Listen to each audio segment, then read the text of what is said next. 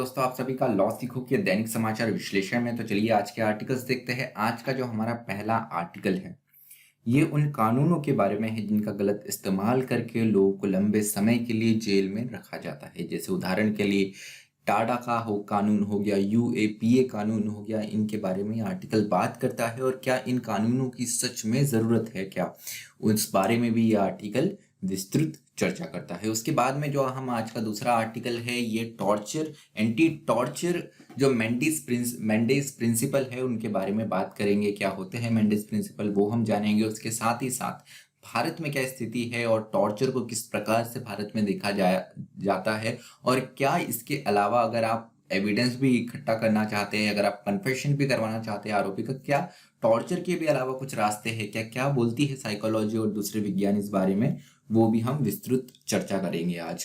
तो चलिए मैं आगे बढ़ूं उससे पहले मैं अपना परिचय करवाना चाहूंगा। मैं खुशवंत पवार। आप चाहे तो मुझसे ट्विटर और लिंक्डइन पर जुड़ सकते हैं। इसकी जानकारी आपको डिस्क्रिप्शन में मिल जाएंगी। आपका कोई भी प्रश्न हो, कोई फीडबैक हो, कुछ चीज़ अगर आप साझा करना चाहते हैं, कोई एक डिस्कशन आप चर्चा में करवाना चाहते हो, तो वो भी आप मुझे वहां पर सुझाव दे सकते हैं। तो चलिए आज का एमसीक्यू देखते हैं। वह यह है कि बानी ग्रासलैंड निम्न में से कौन से राज्य में स्थित है। आपको ऑप्शन ए है राजस्थान, बी है मध्य प्रदेश, सी है गुजरात, या डी इनमें से कोई भी नहीं। जो भी आपका उत्तर हो कमेंट बॉक्स में जरूर लिखिए। तो आज का डिस्क्रिप्टिव क्वेश्चन देखते हैं। वो यह है कि has torture been defined under Indian Penal Code. क्या टॉर्चर भारतीय दंड संहिता में कहीं पर भी डिफाइंड है क्या? तो आप आपका उत्तर 250 शब्दों में लिख सकते हैं। तो चलिए आज मैं आगे बढ़ूँ उससे पहले आपको बताना चाहूंगा कि अगर आपको इस वीडियो की पीडीएफ चाहिए तो वो आप हमारे टेलीग्राम चैनल से ले सकते हैं। टेलीग्राम चैनल की जानकारी आपको स्क्रीन पे मिल जाएंगी। इस बार कोड को आप स्कैन कर सकते हैं और सीधे आप हमारे टेलीग्राम चैनल पे हमसे जुड़ सकते हैं और वहां से आपको प्रतिदिन वीडियो की जो टीएनए वीडियो होता है उसकी पीडीएफ मिल जाएंगी। उसके अलावा लॉ सीखो के इंस्टाग्राम चैनल्स भी है, खासकर जुडिशरी, क्लैट प्रिपरेशन और यूजीसी नेट को संबंध में बड़े ही इंटरेस्टिंग पेजेस है। जरूर एक बार जाके इन्हें देखिए। इसमें काफी जानकारी दी गई है अलग अलग चीजों के बारे में, करंट अफेयर से लेकर तो जो लीगल हमारे टॉपिक्स है वो भी इसमें काफी हद तक यहाँ पर चर्चा किए गए हैं। तो चलिए बढ़ते हैं हमारे आज के आर्टिकल के ऊपर। आज का जो हमारा पहला आर्टिकल है ये बात करता है एरा ऑफ ओवर क्रिमिनलाइजेशन। मतलब यहाँ पे क्रिमिनलाइजेशन, जो यहाँ पे अपराधीकरण को कैसे हमारा कानूनी सिस्टम ही बढ़ावा देता है। तो हाल ही में दिल्ली हाई कोर्ट ने यहाँ पर एक महत्वपूर्ण जजमेंट दिया था जिसमें टेररिज्म को डिफाइन करने की, परिभाषित करने की बात की गई थी। उसी को लेकर कुछ कानून हमारे देश में है जिनका ये देखा जाता है कि काफी ज्यादा दुरुपयोग किया जाता है। अगर हम देखें तो हमारे देश में अभी यूएपीए कानून है 2015 से 19 तक के 2015 से 2019 तक के आंकड़े देखें तो 7,840 लोगों को इसके अंतर्गत अरेस्ट किया गया है। उसी के साथ में अगर देखें तो कन्विक्शन कितने लोगों को यहाँ पे सजा होती है, तो केवल 155 लोगों को कन्विक्ट किया गया है। मतलब यहाँ पे 7,840 लोग में से केवल 155 लोगों को कन्विक्शन हुआ है। रिमेनिंग जो बचे हुए लोग हैं या तो वो बरी होने वाले हैं या यहाँ पे उनको सजा होगी, लेकिन कितने लंबे समय तक चलेगी ये भी अपने आप में एक यातना से कम नहीं है। उसके अलावा अगर हम देखें तो इससे पहले टाडा कानून हुआ करता था। 1994 तक के आंकड़े देखें तो यहाँ पे 67,000 लोगों को, 67,000 लोगों को यहाँ पर डिटेन किया गया था और केवल 725 यहाँ पे लोगों का कन्विक्शन हुआ था। तो देख सकते कितना, मतलब 10% से भी यहाँ पे उसके आसपास भी यहाँ पर हमको कन्विक्शन देखने को नहीं मिलता। 1% के आसपास का ही आपको कन्विक्शन यहाँ पर देखने को मिलेगा। तो यहाँ पर ये in spite of confession made to police officer being made admissible. तो यहाँ पर आप किन कानून का किस तरीके से इस्तेमाल करते हैं वो अपने आप में एक प्रश्न खड़ा करता है। क्या ये कानून टेररिज्म से बचाने के लिए है कि क्या ये कानून क्रिमिनलाइजेशन करने के लिए, ये प्रश्न हमेशा से खड़ा हो जाता है। उसके अलावा सुप्रीम कोर्ट ने भी इस कानूनों के बारे में ऑब्जर्वेशन दिया है। करतार सिंह का केस हुआ था 1994 में।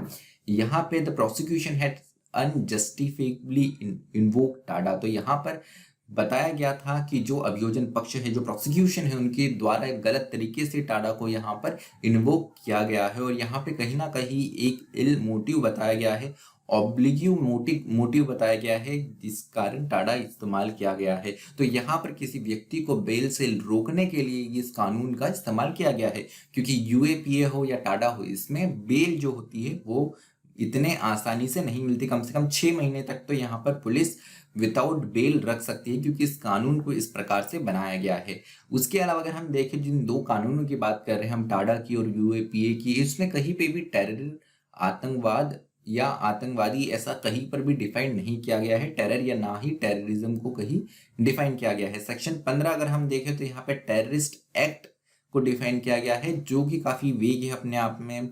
बताया गया है act to threaten unity integrity of India. अब यहाँ पर इसको उतने अच्छे तरीके से यहाँ पर परिभाषित नहीं किया गया है। सुप्रीम कोर्ट ने याकूब अब्दुल रज्जाक 2013 का केस है, यहाँ पर भी terrorist act can range from threats to actual assassination, car bombing, kidnapping, explosion etcetera. तो यहाँ पर सुप्रीम कोर्ट ने बताया था कि टेरर एक्ट जो है अपने आप में काफी लंबी इसकी श्रेणी हो सकती है, क्योंकि ये कहीं पर भी डिफाइन नहीं किया गया एक्चुअल असैसिनेशन से लेकर कार बॉम्बिंग, किडनैपिंग, और आप एक्सप्लोजन को भी इसमें ले सकते हैं। तो यहाँ पर जरूरत है कि इसको एक परिभाषा का रूप दिया जाए, जिससे यह फिक्स हो जाए कि टेररिज्म एक्चुअली होता क्या है, क्योंकि ना ही वैश्विक स्तर पर ना ही राष्ट्रीय स्तर पर ये कहीं पर भी हमको मिलता है। उसके अलावा और भी जजमेंट हुए हैं, जैसे हितेंद्र विष्णु ठाकुर 1994 का जजमेंट है। यहाँ पे बताया गया है terrorism from other form of violence, इनको कहीं पे भी यहाँ पे डिफरेंस नहीं बताया गया है, लेकिन यहाँ पे सुप्रीम कोर्ट ने एक रुख लेते हुए बताया कि टेररिज्म वो एक्टिविटी हो सकती है जहां पे आपको जानबूझकर डराया धमकाया जाता है, कोर्सिव इंटिमिडेशन दिया जाता है। उसके अलावा राम मनोहर लोहिया केस है 1996 का, इसमें लॉ एंड ऑर्डर, उसके साथ में पब्लिक ऑर्डर और सिक्योरिटी ऑफ स्टेट को डिफाइन किया गया है। डिफाइन इन द सेंस यहाँ पर बताया गया है कि ये कैसे एक दूसरे से रिलेटेड है। लॉ जो है इसको एक बड़ा सर्कल माना गया है, उसके अंतर्गत मतलब लॉ जो सर्कल है उसका ही पार्ट होता है पब्लिक ऑर्डर, और पब्लिक ऑर्डर का एक छोटा पार्ट होता है सिक्योरिटी ऑफ स्टेट। तो यहाँ पर टेररिज्म की जब भी हम बात करते हैं, तो जैसे हमने सेक्शन 50 देखा यूएपीए का, यहाँ पे बताया गया है act to threaten unity integrity of India. तो यहाँ पे कहीं ना कहीं सिक्योरिटी ऑफ स्टेट के अंतर्गत आया है, लेकिन कई बार हमें ऐसा देखने को मिलता है कि कानून अगर लॉ का भी उल्लंघन हो रहा है तो यहाँ पर उसको एज ए टेररिज्म माना जाता है। उसके अलावा पीयूसीएल का 2003 का केस है सुप्रीम कोर्ट में, यहाँ पर बताया गया है कि रेजिंग ऑफ कॉन्स्टिट्यूशनल प्रिंसिपल, यहाँ पे क्या होता है टेररिज्म की जो हमारे संवैधानिक मूल्य, जो हमारे संवैधानिक प्रिंसिपल्स है, जो मूल्य हमारे संवैधानिक, उनका उल्लंघन। उसके साथ ही साथ जो हमारा निरपेक्षतावाद है उस पर एक प्रहार, कहीं ना कहीं धर्मनिरपेक्षतावाद को खत्म कर देना, और उसके अलावा यहाँ पर कोई ऐसी हीन भावना या नफरत समाज के बीच में फैलाना, ये टेररिज्म की मीनिंग में आएगा। तो यहाँ पर इस आर्टिकल में एक बहुत ही अच्छी बात की गई है कि आप अगर ऐसी सोसाइटी बनाएं जो कि ट्रू हो, जस्ट हो, इगैलिटेरियन हो और नॉन ऑपरेसिव सोसाइटी हो, तो वहां पर आपको टेररिज्म से लड़ने की आवश्यकता ही नहीं होगी, क्योंकि जिस सोसाइटी फेयर रहती है, जहां पर सबको बराबर अधिकार मिलते हैं, वहां पे आतंकवाद पनपने की शंका ही नहीं रहती है। इस आर्टिकल में एक के आखिरी बिंदु में ये कहा गया है। तो अगर हम जैसे नंबरों की बात कर रहे थे, तो अगर हम देखें 2015 में 1128 लोगों को अरेस्ट किया गया, कन्विक्शन केवल 23 का। 2016 में 999 लोगों का अरेस्ट किया गया, 24 लोगों का केवल कन्विक्शन हुआ। भाई 18 और 19 के आंकड़े देखे तो ये 1421 और 1948 क्रमशः है, लेकिन यहाँ पे कन्विक्शन जो है वो 35 और 34 है। तो अभी तक कुल 7840 लोगों को अरेस्ट किया गया है, लेकिन कन्विक्शन इन कानूनों के अंतर्गत केवल 155 लोगों का ही हुआ है। तो ये अपने आप में बताता है कि इस कानून का कितना ज्यादा दुरुपयोग किया जाता है। चलिए दूसरा जो आर्टिकल है हमारा एंटी टॉर्चर और मेंडेस प्रिंसिपल के बारे में है। मेंडेस सिद्धांत क्या होते हैं वो हम जानेंगे। तो सबसे पहले मैं शुरू करूँ उसके पहले आपको थोड़ा मेंडेस के बारे में बताना चाहूंगा। ये एक ऑफिशियल थे यूएन के, जिनको टॉर्चर किया गया था अर्जेंटीना में। इनको ड्यूटी के लिए डिप्लॉय किया था अर्जेंटीना में, वहां पे इनको गिरफ्तार करके यहाँ पर उनको किडनैप करके उनका टॉर्चर किया गया था। तो इसी यातनाओं के बेस्ड पर कि ऐसी यातनाएं भविष्य में ना हो, तो टॉर्चर के लिए, एंटी टॉर्चर के लिए प्रिंसिपल सेटअप किए गए और उसे मेंडेस प्रिंसिपल्स नाम दिया गया। तो भारत में भी अगर हम देखें, अगर as per Reuters Indian law remains ambivalent and fails to fully prevent torture and coercive from creeping in. तो भारत में अगर हम देखें तो कहीं ना कहीं टॉर्चर के लिए प्रिवेंट करने के लिए ऐसा कोई कानून हमारे पास में उतना साफ दृष्टि से नहीं दिखता है। कुछ कानून जरूर है लेकिन वो इस्तेमाल में नहीं है, उसके साथ ही साथ वो अपना उद्देश्य पूरा करने में भी फुलफिल नहीं हुए अगर हम अभी तक देखें तो चलिए मेंडेस प्रिंसिपल पे आते हैं। मेंडेस प्रिंसिपल जो है जून 2020 में लॉन्च किए गए। इन्हें principal on effective interviewing for investigation and information gathering कहा गया। इनका पूर्ण नाम ये है, शॉर्ट में मेंडेस प्रिंसिपल कहा जाता है। तो यहाँ पर बताया गया है to provide comprehensive blueprint of practical measure to replace torture and coercive interrogation।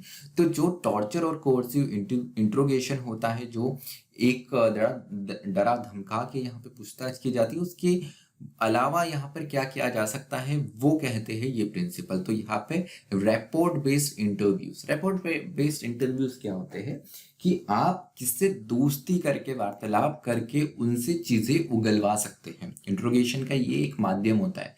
तो यहाँ पर अगर हम देखें तो empirical study, scientific empirical studies हुई है, साइकोलॉजिस्ट, क्रिमिनोलॉजिस्ट, सोशियोलॉजिस्ट और न्यूरो साइंटिस्ट ने भी ये कहा है कि टॉर्चर से बेहतर ये तरीका होता है जिससे आप इंफॉर्मेशन गैदर कर सकते हैं और जो आपको उगलवाना है, फॉर एग्जांपल कुछ इंफॉर्मेशन निकलवानी है तो वो आप निकलवा सकते हैं। तो अप्लाइज टू ऑल अथॉरिटीज, ये जो प्रिंसिपल्स है सारी अथॉरिटीज को अप्लाई होते हैं। फिर भले ही वो किसी भी प्रकार की पुलिस इंक्लूडिंग मिलिट्री और इंटेलिजेंस एजेंसीज जो है ये सबको अप्लाई होते हैं। तो चलिए प्रीवेलेंस इन इंडिया, इंडिया के बारे में संदर्भ में बात करते हैं तो इन स्पाइट ऑफ प्रोहिबिशन, तो हमारे देश में अगर हम देखें तो थर्ड डिग्री जो है, थर्ड डिग्री मेथड है, जो टॉर्चर है, ये कंप्लीटली यहाँ पे बैन है, प्रोहिबिटेड है, लेकिन उसके बावजूद भी ये नॉर्मली पुलिस प्रैक्टिस करती है। अगर हम पुलिस ऑफिसर्स की माने तो अगर आप 5 पुलिस ऑफिसर्स को पूछेंगे तो उनमें से 4 ये कहेंगे कि मारपीट करना और